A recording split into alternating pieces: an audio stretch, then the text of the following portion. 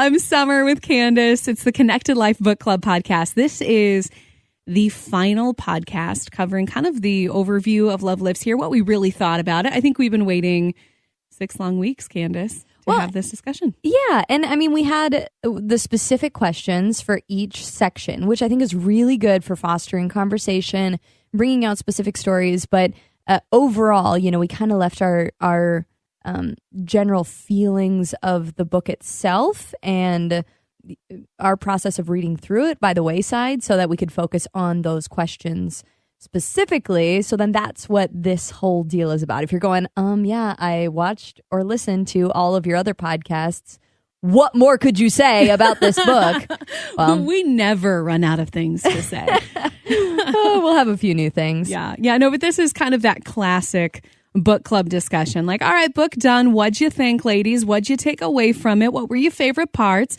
And we're going to be going through that together. We do have some stuff we want to cover, but I think we're going to figure this out as we go too. Yeah. So kind of imagine that we're all just sitting around the living room right now. We are at your book club. And so I think a typical thing at a book club is to have snacks, treats, things like that. So Summer and I have our little coffee drink. So yes, Summer, we do. What's in your cup? Yeah, that's right. Okay, all right. In my cup is a salted cream cold foam cold brew light ice salted caramel. Okay. This is my jam. This is my drink right here. And it is a mouthful. It is the whole drink. Yes, it's so good. So whenever I have someone else order this for me, they get a little wiggish, especially if it's a man, because I feel like they get really embarrassed. But the thing is, it's just a salted cream cold foam cold brew. That's the name of the drink. I didn't name it. Yeah. With light ice and no caramel. But it makes me sound way bougier when I say it as one string long thing. So what's in your cup, Candace? I just have a chai latte.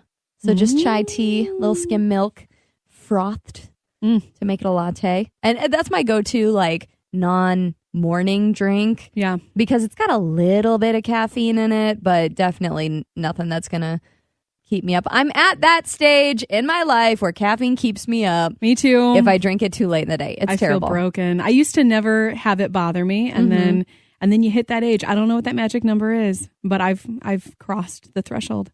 Yeah, I see. Here's the thing: I'm really, really good at sleeping, so I can sleep. That's not a problem. But since having married my husband, he's like, "Hey, did you know that you make these crazy noises while you sleep?" And one of them is that I literally chomp my jaw together. Like, it's not even regular teeth grinding where it's like the back and forth, but it's like, and it's like very aggressive. So apparently caffeine later in the day has a big effect on that. That's so good. I could see why you'd want to steer clear of that then. There's just something about getting married and learning all of these things about yourself. Like, well, maybe I'm a selfish person. But the things we do when we sleep, we would not know. I'd never know. And now just all this new things to be insecure about. Yeah, exactly. Well, I feel you, girl. So that's a good standby. I'm a big fan of the chai tea lattes.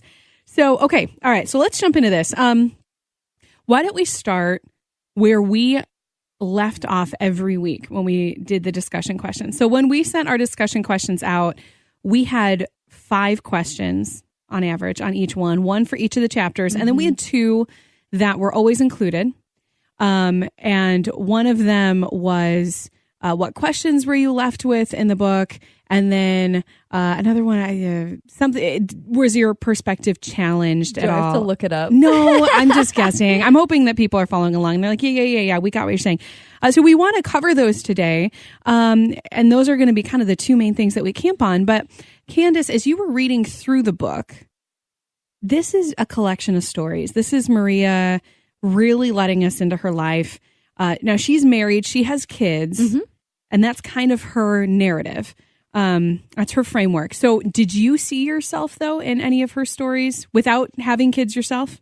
Yeah. I mean, I think she tells a lot of stories from a lot of different stages in life. But I think the story where I saw myself the most was actually the story about Bob, where Bob went to India and he got stuck somehow. We never found out. We never found out. I know. And it kind of drives me crazy because I wanted to hear every single detail of that story because I just love traveling. I love the idea of, going into a place where people need help, going in to use your skills to make other people's lives better. Mm-hmm. And so I think that's where I saw myself the most, or the one where he like snuck after his daughter and followed her around DC. That's totally something I would do. I mean, I'd probably do it just for fun, not to like make sure she's safe. I mean, although that's a great reason for sure, but I could see myself just like, ooh, I'm going to sneak along to this trip. I'm just going to. I could see your parents doing that. Oh, my word, yes. Like Chip and Cindy. I mean, they come, are 4 hours away from us here, but they come to so many of our stuff. Anytime we have a concert, they're there. I could totally see them just tagging along on one of your trips. I actually wouldn't be surprised if they have done that, and maybe I'm just not aware. But yeah, that's definitely our brand of family life. I like it. I think I saw myself more in Bob in general in the book. I think that with Maria, there's a lot that I want to be. I want that stability. I want that homemaking gift. I want a lot of what she has. But naturally, I think I'm more of the Bob. I'm more of the balloon. My husband's more of the string in our scenario here. So I think that I saw myself a lot in just his tendency to leap before looking, that almost like impulsive thing, a desire to love people and serve. So it's not like necessarily a negative impulsive thing, but I don't know. Deep consideration, contemplation, and patience is not my spiritual gifting.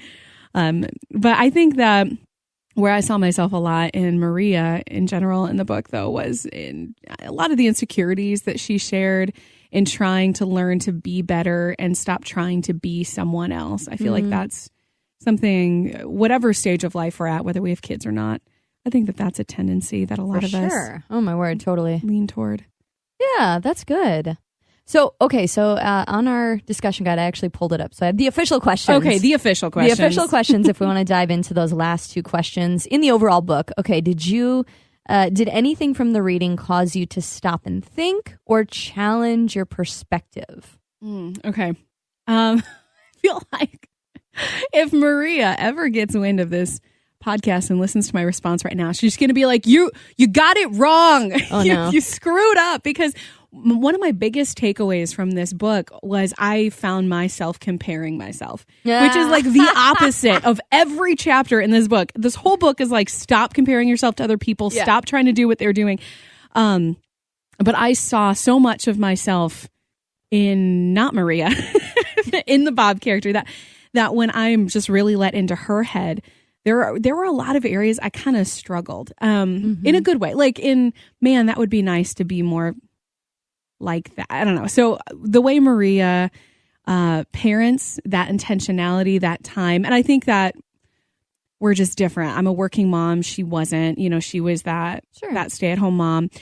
The way that she's super intentional with her neighbors, that was really convicting for me. Yeah. Because having roots in my community is always something I've craved, but never something I've really had. And so the way she went out of her way to connect with her neighbors, to really bloom where she was instead of always waiting for the next big thing to happen, that's something I really felt convicted by and kind of sad. Like I read a lot of this book and kind of mourned the parts of me that I felt were broken because they weren't, what I see as the ideal here in the chapters that she's writing, which again is totally the opposite of the purpose of this book. And she'd be so mad at me if she heard that I just ended up like comparing myself a lot. Well, it just opens your eyes to a different perspective. It opens your eyes to maybe some things where you're like, oh, I've never felt that, or I've never seen the world in that way. And I understand that because I think the things that challenged my perspective the most in this book are the things that caused me to stop and to really think about my own life is the others' focusedness of almost every story. She was kind of talking about loving on other people, bringing people together, raising her kids, like just focused on other people. And I think that I can always be growing in that way. And so to think, oh, would I be a neighbor like the one, like kind of like you were talking about, or am I seeing the best in people instead of just like, is this situation frustrating? Or, I mean, like even when she was talking about when her kids wanted to run away, the way that she chose to see it as, they didn't want to run away from their life here. It wasn't like they were trying to escape something, but they were trying to go after adventure. Like, am I secure enough in myself to also see the world in that way? So that I felt like that was a good perspective shift, is like to not only be others focused, but to put yourself in their shoes. And I think a lot of the stories were about launching forward into something else and not being held back by your baggage, by the pain in the past, by your circumstances, by trying to hold on to something that, trying to prop open a door that the Lord has closed. And so I think constantly having to come back to my own circumstances and be like, am I doing that anywhere? Am I trying to hold on to things that need to be gone? Because I think that was just a theme of the book. And so I appreciated how she came after those themes with different stories in different ways throughout the book that constantly made me go back and ask myself, honestly, the same questions over and over. And I thought that was a good angle she took on it. For sure. So the last question, or the next question on that, was, what questions were you left with? And some friends left some questions on our Facebook group and Facebook page. So I'd like to dive into those. Let's do it a little bit here. Let's see here. Carla said that she was specifically thinking about chapter 16. It's the tossing rocks chapter, the chapter where she went and sunk that bag of memories, basically. Yeah, sure. Which, number one, I don't care for. That's polluting.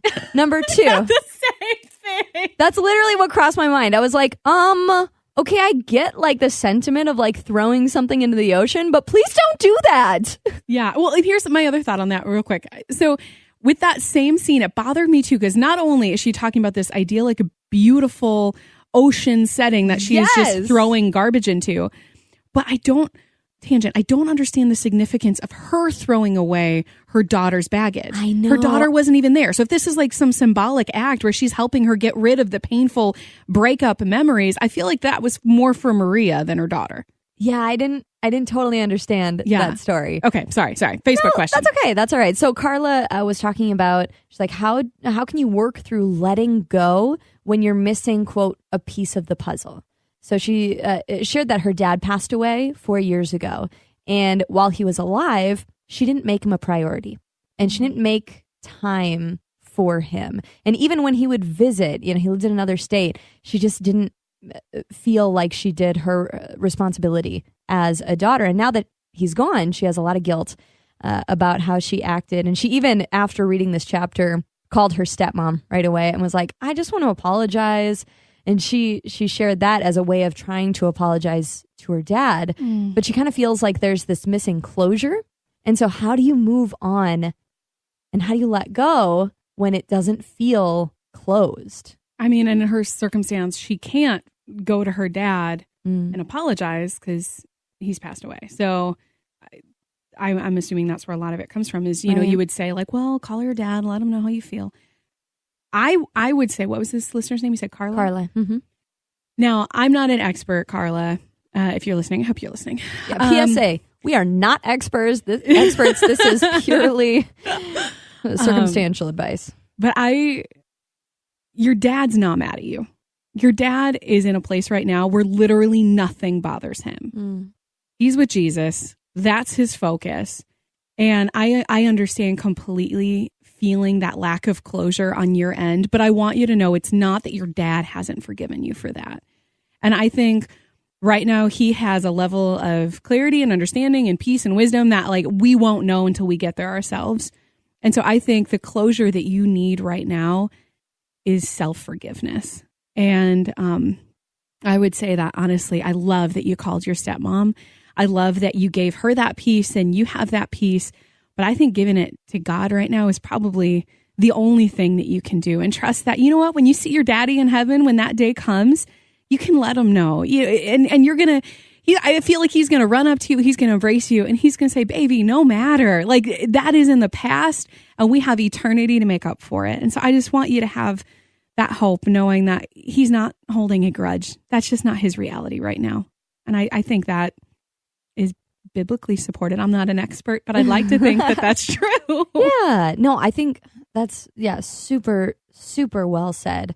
And just on top of that, forgiving yourself in this situation and choosing to be better. I mean, there's a lot to be learned from that. And Carla, I'm sure that you've learned that lesson and that you have said, okay, I'm not going to let that happen again, and make family a priority, or make people that you care about not take advantage of those relationships, because, of course, that's just how life works, is people aren't going to be around forever. And so to make most of the people that you're with, I think that's super important. But thank you for sharing that absolutely with us. And I hope that you are able to kind of take steps toward closure with that. So another question, Kristen actually shared her question towards the beginning of the book. She said, I'm still early on in the book. I'm still in chapter 5, but I'm not sure I want to finish the book. Does anyone else feel like this?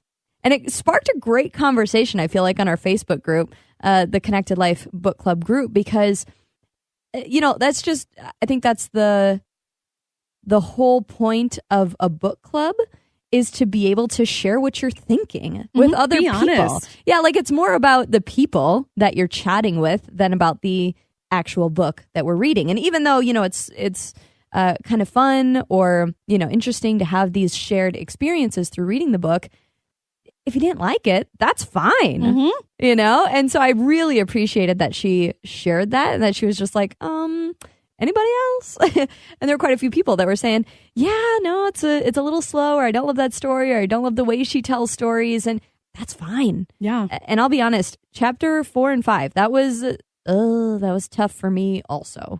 Yeah, I think getting through I'm going to say, I think getting through the book was a little tricky for me as well. Just kind of the structure and the way it was written, and it's not typically the kind of book I read. And so I think I'm super glad that I finished it and I saw it through, and that we did that as a community. But I mean, goodness gracious, I think that it was probably hard for a lot of us. And maybe it wasn't even that you didn't like the book, but you are really busy and your time was crunched. And I think that just being a part of a community like this is just really valuable to keep us on track with things. So thanks for being honest. Thanks for sharing. Totally. And I felt like the most valuable part of the book club so far is just being able to talk to each other and share our experiences, learn things about people that maybe you've never met before, or about, like Summer and I, that we're able to share these moments of our life with you that we wouldn't normally necessarily be able to go in depth in on air. And so it's really fun to be able to have these conversations. The book is secondary. Right. And I like what Lacey said too. She commented on Kristen's post, and she said,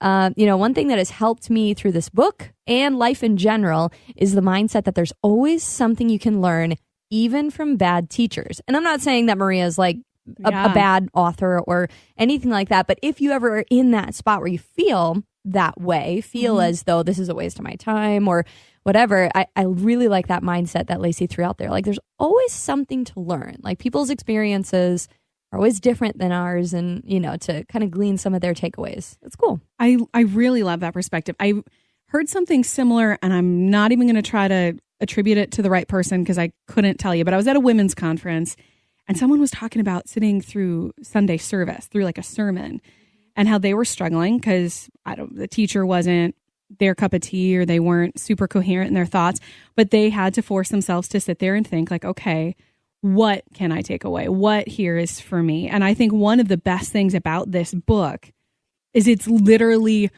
quippy one-liners strung together. There are so many quotes in this book that everyone has something they can draw from it, whether or not you like the writing style or what. That's totally true. Okay, so that brings up something that I think would be interesting. If you... This is just a hypothetical. Okay. We're not even advocating for tattoos or anything right now. But if you could tattoo one of these quotes onto your forearm or your ankle, or I don't know, wherever, sure, what quote would you pick? Okay.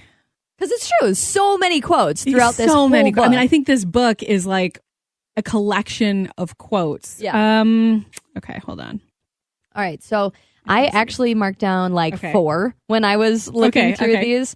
And one that stood out to me was, it was in the 10th chapter, A Neighbor's Love, which I just really liked that chapter. Me too. In general. And the quote was, just go love people. Start next door, do it across the street.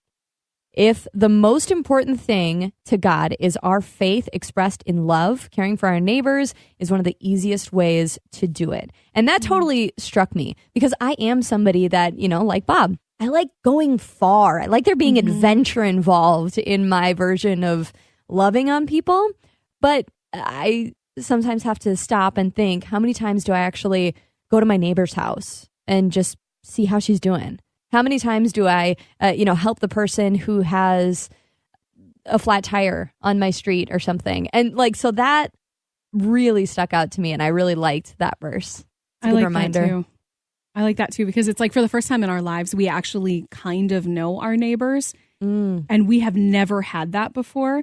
But it is so easy to take our families for granted, to take our neighbors for granted, to take that built-in community that we feel is always going to be there for granted. And so that was a great chapter. What do you think? What tattoo are you going to get? Hypothetically, of course. So I have 3 as well. So you have 4, I have 3. So this is a book of quotes. And all of these, I feel like were on some level convicting for me. So I'm pro tattoo. I have like a number of tattoos. All right. Y'all can judge me. It's fine. But for me, it's always like reminders, things that I want to be focused on more. And so one of them that really stuck out to me was hospitality is always a matter of the heart. It's not the condition of our homes. Oh, yeah. Because I'm someone who's like, well, I'd really like to have people over, but my goodness, the stains on this carpet, and I'm like embarrassed to have people over to my house. It's like, well, once my yard is under control or once we finish painting the doors or something like that, there's always a reason why I want to put my best foot forward. But really God is just saying, just take any step, invite people in and love on them. It's not about the condition of our homes. It's a matter of the heart. That's the quote. So it's a matter of the heart. It's not a condition of the home. So that was one that really stuck with me. That was really good. Yeah, for I sure. Like that one. All right, just a quick, the other 2 that I was looking at is we weren't created to fit in. We were made to stand apart. And that's a good just reminder for everyday life. I'll make t-shirts. Let's make t-shirts with that on it. Another one was don't settle for having an opinion when you can be an example. That one's a little bit more like guilt inducing for me because I mean, Summer and I, we obviously just talk a lot for our job. And that's one thing about sharing your opinions is you can do that just by talking or posting on Facebook or things, but actually following it up with your actions or maybe not even talking and just doing the thing that you value, doing the thing that is right and being that example. I think that's so important. And yeah, so if I had to get a tattoo, maybe I'd put it right on my shoulder blade. That'd be cool. Right on your shoulder blade. I like it. Right in the middle of your forehead, written backwards, so you never nice. forget. So I can see it in the mirrr. All yes, right. That's yes. cool. What was the other one that you liked? What was that last I one? To look it up. Okay. It said towards the beginning. Here, I'll tell you what. I got my others right here, so I'll give you a second. Go for it. Wanting to be a better version of you is worthwhile. Desiring to change is maturity. Hoping to be someone else is a waste of time. Ooh. Because I think that is a line I've been writing, is that I'm looking at my life with honesty, or I'm trying to, and seeing those areas where I need to grow. Like there are aspects of Maria's life that I'm like, I should be doing that better. Like that is just being a good steward of my family, being a good steward of my time and my resources. Like I want to do that more. And there's that fine line between being honest and discerning where we need to grow and then looking at someone else's life. I'm like, right. I want to be them. Yeah. And that's just not helpful. And so I'm trying to figure that one out. And then the last one I really liked was, it won't be the fires that destroy our faith. It will be obsessing over not getting burned that will. So living in fear and just letting that hold you back. Okay, so that is interesting because that kind of relates to this last quote that I picked out, because that's, living in that fear and just, what could happen, it gets really scary. And I think it gets scarier the older we get. And I've noticed that in my own life. I mean, I dare say I was a bit of a daredevil when I was growing up. That was just, of course I'm going to jump out of the tree onto the trampoline. Like, it fits. It fits under the tree. I can climb the tree. So yeah, that's what I'm going to do. And now I'm like, oh, well, fear kind of takes a hold in some of those situations. Or common sense. Well, Yeah, now. Okay, so this quote is about when her kids were having all their fun things. And she said, kids live in constant anticipation of what might happen next, not in fear of it. It's like excited for change. Yeah. That is sinking in, because sometimes you just feel like you're in a good spot and you're like, okay, great. This is where we live now. But constantly growing yourself, reaching outside of your own comfort bubble, I'm a little lazy for that sometimes. And so not trying to cover those parts of my life in like what ifs. Mm-hmm. Like things are going good right now. What if it changes? But what if it's awesome? Like to keep that mindset just ahead of me of what if it's awesome. And I think that throughout the book, so many of the chapters, like we said, it's just her coming back to that same thought of like, don't live in fear. Don't be held in bondage by the past. Move forward. Let go what God is asking you to let go and step into what he has for you. I remember when I was younger, there was this defining moment that I will always remember as just a change for me. I wasn't a believer yet or anything like that, but I was just getting out of another relationship and I was like heartbroken, blah, blah, blah. And I remember lying there in bed one night and this shift in my perspective of being like, every relationship is going to end until one doesn't. Mm-hmm. And just realizing that I could choose to move forward with joy. Like in that category, when it comes to like, boyfriends or whatever, it's like, it's fine. If this one ended, it's because this wasn't the one that wasn't supposed to end. Right. So just choosing to look forward with anticipation is something that I think we were constantly reminded of in this book, which I really appreciated. So now for the harder part of the conversation. What was your least favorite part of the book? So one thing I did not care for, it did not land with me, if you will, is honestly the structure in which it was written. I think I know what she was going for. The way she wrote each chapter very non-chronological and disconnected, so that it read less like an autobiography of Maria's life and more like, hey, these are takeaways, these are snapshots from my life and what I learned. But I just found it really disconnected. And I personally would have ordered chapters differently. For example, the very first chapter is about this lodge burning down and how devastating it was. But we don't learn until the second to last chapter in the book why this lodge is even important. Right. And why it matters and why I should care that it burned down. And so some of the chapters coming in the orders they did, or some of the stories she chose to support some of the points she was trying to make, I felt like those connections were a little weaker in some parts than others. And so in general, it really did feel to me like a quote book, like a collection of quotes that were strung together using these stories as kind of an excuse to give the next quippy quote. Right. I definitely appreciated aspects of the book. But there were some parts that I'm like, that one just, it didn't land for me. Well, there were definite takeaways, so it's not even that the stories themselves were bad or, things like that. But I understand how probably, I think this is her first book. Yeah. No, it's a much better than I think most people could do. Right. Exactly. So, I would say that the thing that was my least favorite about the book is metaphors. Oh my word. This book was metaphors, Candace. The metaphors. And I live in metaphors. I get it. That's what's going on in my brain all the time. Like I totally understand how that's a good way to even look at life sometimes, but sometimes there's 3 or 4 metaphors in one chapter and they're all wrapping up at the end and I'm like, what does that metaphor even mean again? Should I go back and look that up? Like, it was just too much for me. It was just too much.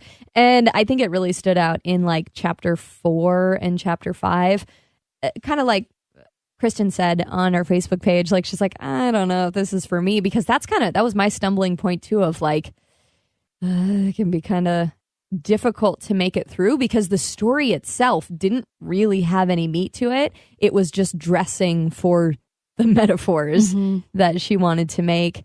And then, yeah, I understand what you mean about like the way it was set up, because like the last chapter, the chalkboard chapter, like it was like we really in that chapter kind of got to know her family, and it felt like she was putting a really pretty bow on this whole book, but it was like, I don't know, kind of too late. Like I almost wish she would have started with that. Like give us a framework for who these people are instead of like writing it like a thank you letter, like a love letter to her family. Because I think that's great.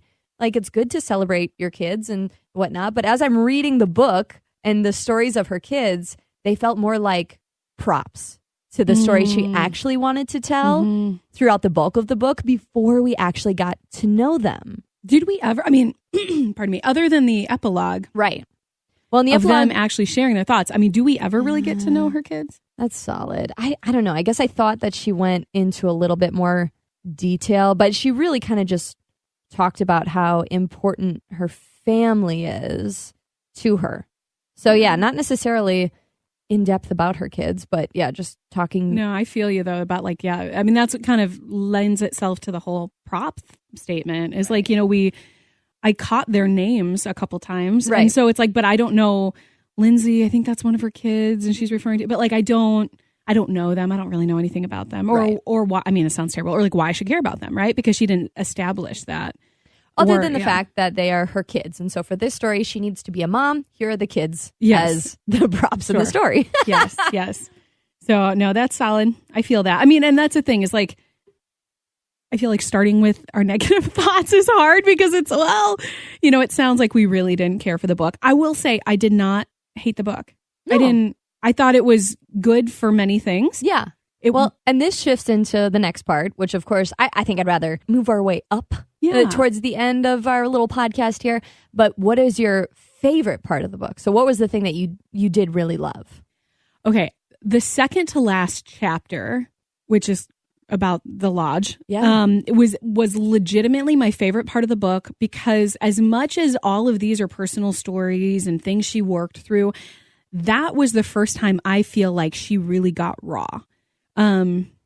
That was the part in the book where she's talking about seeing the therapist and not understanding why this lodge burning down is traumatizing her the way that it is. And she discovered some things about her family and abuse she experienced as a kid. And it's like, I guess I'm a fan of just laying it out there and being honest. And so I thought that had some real meat to it and shown a deeper. I hated that it was the second to last chapter of the book and we had to go through a lot of other things to get there. But I liked that part of the book. Well, and I understand that it was supposed to be kind of a climax, you know, in like, this is the pinnacle of the book and then just kind of a soft landing. But yeah, it did feel a little bit like this was going on the whole time. Yeah. Well, and then I suddenly cared about the lodge, you know, because I feel like at the end of the book, she finally told us what this place was about, why it meant so much, what its significance was. I did really like the chapter on A Neighbor's Love. That was good. Because that's something that I strive for in my own life. There were parts where I was living vicariously through them. I loved and was just blown away by the part where she's just like, so they wrote all these world leaders and asked them their questions. And then we, of course, got a bunch of no's and we got a bunch of yeses. And the next line was she's like, well, we got to go. And I'm like, what? And they just got on a plane and traveled all over the world meeting with these world leaders. And I'm just like, must be nice. You know? Especially shortly after like a 9/11. Yeah. I mean, and I totally get when she's talking about being scared in Israel, like, you know, and these different threats and like how there was a plane, I don't know, what did she say? A plane shot out of the sky or something like that to the exact airline that they were going to be traveling the next day. And like, she's talking about sleeping in the bathtub because she's just, you know, praying diligently all night. I got that. Like, yes. And that was something I loved is I loved having a glimpse at this world that I'll probably never be able to experience firsthand. Like, I don't know that I'll ever be able to jump on an airplane and travel the world with my kids to meet with world leaders, you know? Right, like excess luxury, sure. Yeah, you know, but having... doing good things with excess luxury. Yeah, no, and I appreciated that too. I loved their mission. I love their focus. I love what they are doing with their family. I will say that it was like an adventure. Just, I think, reading certain stories here and what God has given them and how they're stewarding it and their mission for their family was just really inspiring. I think that was cool. Well, I can imagine too, because my guess, and I don't actually know this, but my guess is that she was encouraged to read this or write this book. Like, I think so too. You have a lot of great stories that other people would love to hear about. And I think probably the humble side of her is like, but this isn't just me. This isn't like, you know, because I made all these things happen, but it's actually God making these things happen for us and our heart and our mentality and things behind it. And that's why it's like in every single chapter, there's a pretty little bow to wrap up every story. There's a cute little quip that reminds us why Jesus is involved in this story, or why God loves us and why we should love ourselves and not compare ourselves to others. Like, I get why she probably incorporated all of those things. Yeah. I think I agree with you, though. Some of it felt a little forced, a little hyper spiritualized to try to make spiritual significance happen out of, you know, your kids, I don't know, imagining that the floor is lava and stuff like that. So, I mean, I sense that, but I think that for what it was worth, it was really fun to kind of live vicariously in this family, which is just such a unique family. I kind of want to hear about like the disappointing moments that never turned out great. Yeah. Like, I think we all have those moments in our lives where either your kids disappoint you, or you disappoint your parents, or, you have a frustrating moment with your spouse or something, and it never really gets resolved. Like, maybe they're sorries, but they're still hurt. And you just kind of are like, well, we're just going to kind of move on from here. You know, I don't know. I think that we all have those moments, but this book made it seem like there was none that existed in her life. Well, and I think that that's valid. So, okay, so actually I'm going to circle back here, Candace, real quick. Now. Because that was actually on my list of questions I was left with. It's like, where did it not work out? Where, out of these life lessons that you learned so well, what are you still struggling with? Because the way it's presented is like, here's how I learned to be better and grew as a person and all of that. But I mean, I think that whenever God grows me in a circumstance, I'll have a victory one day, and the next day I'm right back bringing that thing back to him. So that was one of my questions. So, you know, we talked about listener questions, but Candace, did you have any questions that you were left with reading this book? I don't think anything other than I said already. I think I mixed my questions into maybe my least favorite parts, or, things like that. Like, I do remember the one thing that I had a huge question about is how on earth did Bob get home? Yes! How did Bob get home in chapter 13 or 14, I think? I actually have it. 14, yep. Here. In chapter 14, it says something like, we didn't have an emergency contact. I fell on the floor. We, we're calling hospitals and jails, and her heart's breaking. Her and the heart world's is ending. Breaking. And then literally a little paragraph later, Bob returned home from the trip as he always does. And I'm like, oh my, okay, like what happened? What happened? There is something. I'm like, how did he get home? We don't even know if he's alive. She gets this call in the middle of the night. Is Bob okay? No. Her heart stopped. And then so he came home, and then it just moves on. I know. I want to know that answer too. Me too. Like that's a really big one for me. I want to know that, and I want to know, are they rebuilding this lodge, and how can I stay there? Right. Because it literally sounds like heaven on earth. That's real. That is so real. Okay. All right, hold on. So as much as that chapter, left me with a big question, that was still one of my favorite chapters, where it was talking about Bob and his mission and what he does, and like, I just felt riled up. Like, how do I help? Because it's things like that are happening all over the world, where nobody is advocating for these women, these children, people that are just being oppressed, that really kind of lit a fire in my heart. And so I would say I would put that in one of my favorite parts of the book category.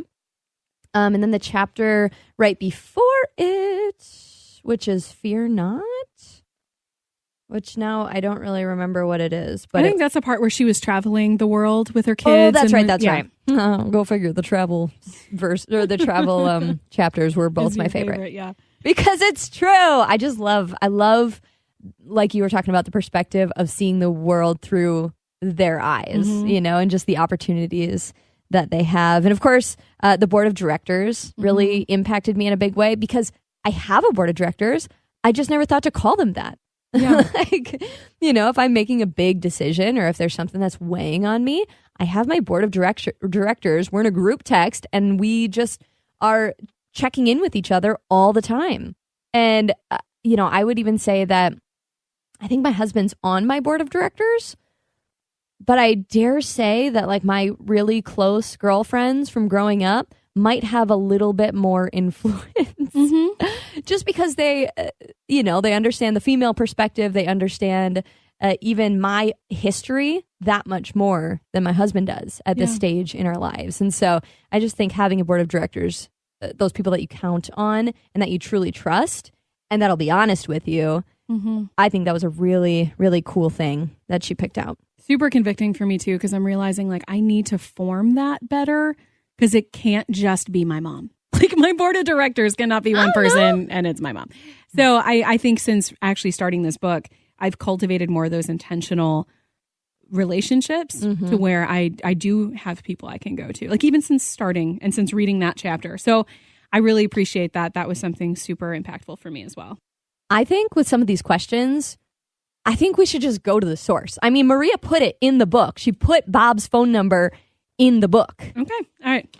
If you're down for gonna call Bob and ask him more questions, hold on one second. Do you think he really answers his phone? I don't know. She says he does. I think we should test it out. I'm down. Okay. Oh my goodness. Are you nervous? Okay. You dial. I'll talk if he answers. Okay. Oh, okay. All right. I wonder if he's, I don't know, saving people in India right now and can't answer his phone.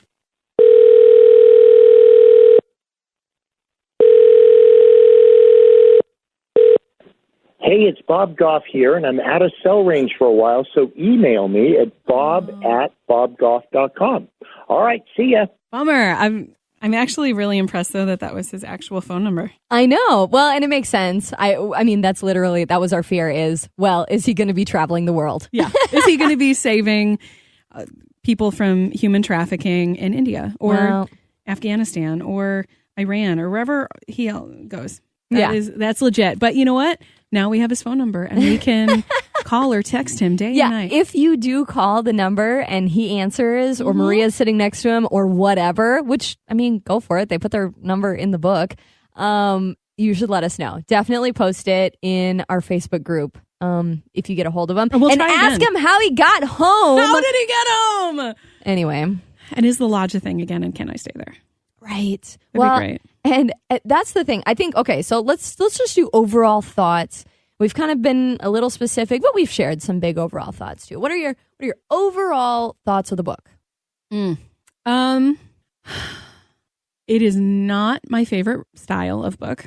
I'm more of a fiction narrative type of girl. That being said, it had a lot of quippy quotes, and I think it was good for certain purposes. I feel like for a quick pick it up, take it chapter by chapter as you have time. It doesn't need to be consumed even in order. My mom is actually reading this book in a very different way. Her friend is in the hospital. And so whenever she goes and visits her friend, she reads her a chapter because it's something easily consumed in bites. That's awesome. And I think that's a really cool way to use this book. I don't know if I'll pick this up and read it again for myself one day. Sure. But I thought it was okay. Yeah. That's kind of my overview. It was an okay book. So I think my overall thoughts are, okay, number one, how much money do they have? I legit thought that too. And I mean, that's a terrible thing to focus on. Okay, I just love that they're doing so much good with that. Even the Lodge. The Lodge could be their perfect paradise on earth where they just got away from everything and everyone and, communed with nature and see the pod of whales outside their door, which sounds amazing. I mean, the fact that Bob's like, with enough dynamite, we can flatten this mountain that we bought. We can just flatten it out and put a lodge there. I don't know. That totally caught me off guard, but I love how they live with money. Yes. That's not up for me to judge. I know that, but I really hope that if I was ever in that position, that I would be as generous, others focused, loving, caring, and grounded. Same. Because I do feel like that's what I took away.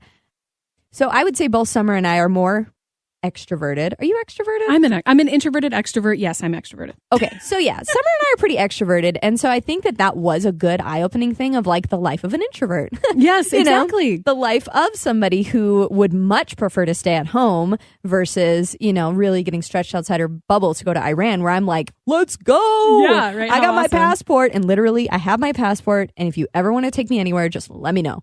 That's real. She's down for Iran. Let's go. My mom says that all the time. Where do I get it from?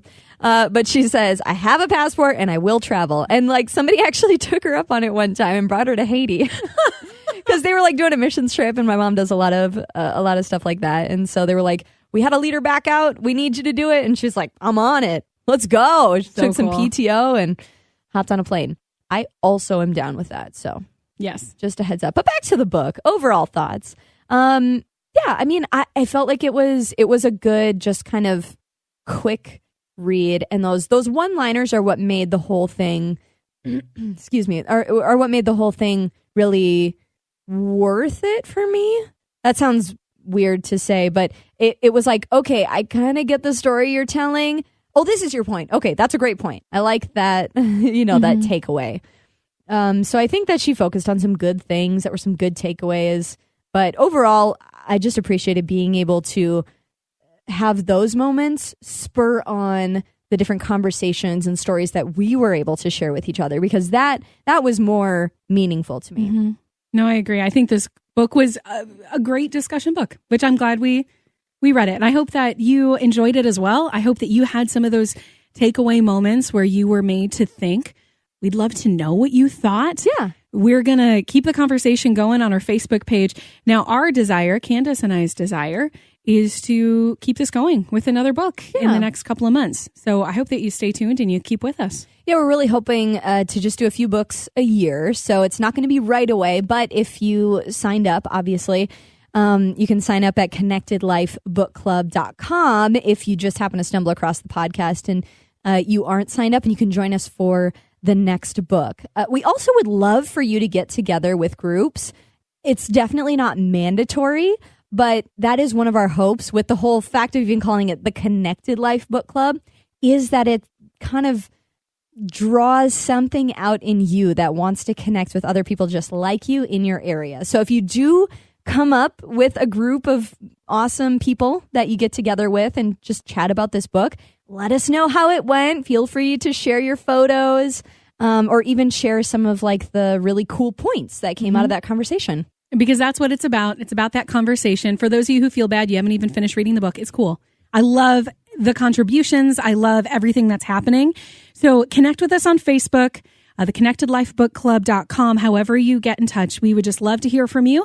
And stay tuned. We'll be releasing our next book soon. If you're listening to this stream on our website or on the Facebook page, make sure you subscribe wherever you get your podcasts from, so you can always be updated when we're releasing new podcasts for different books as well.